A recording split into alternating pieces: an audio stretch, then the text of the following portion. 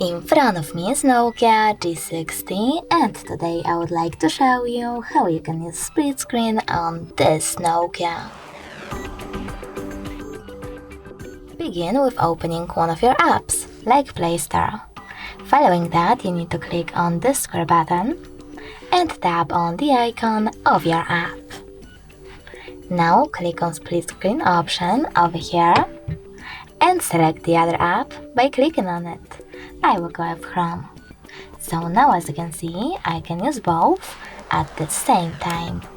If you wish to go back from this mode, you can do that by dragging the first app upwards or downwards and selecting Home button.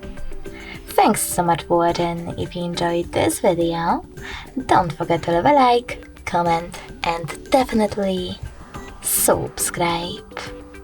Bye!